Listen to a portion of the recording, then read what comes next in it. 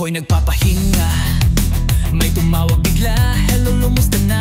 Sabi ko okay lang, bakit ano problema? Punta ka ng bahay mamaya mag-dinner. Birthday ng mama ko, sabi ko okay, kita na lang tayo mamaya. 6 o'clock ng gabi, ako'y pumunta ng mag-isa.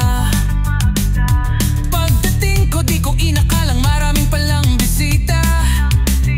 Dali-dali akong pumasok at nagtungo sa kusina at kumain ng mag-isa.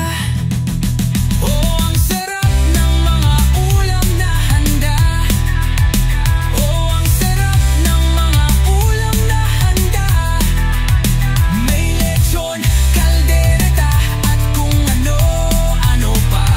Pagkatapos ako'y busog na busog talaga. May kwentuhan, tawanan sa paligid, ang saya. Kahit nahiya, sumali na rin sa ingay nila. Sama-sama ang pamilya, lahat ay masaya. Kahit saglit lang, pagod bawing-bawi na.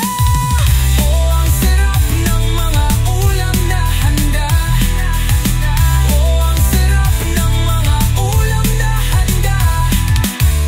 May lechon, kaldereta at kung ano-ano pa. Pagkatapos ako'y busog na busog talaga.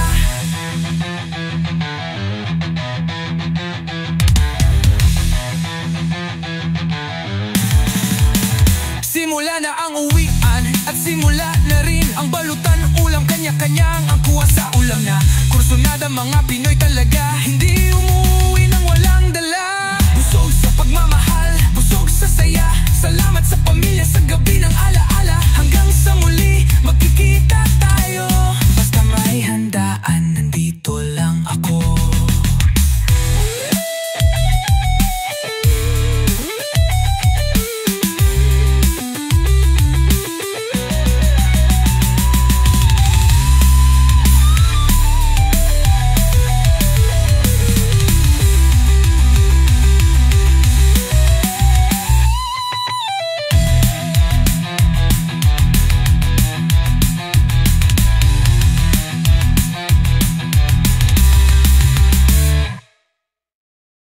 Simula na ang uwian at simula na rin ang balutan ng ulam, kanya-kanya ng kuha sa ulam na kursunada. Mga Pinoy talaga, hindi umuwi nang walang dala.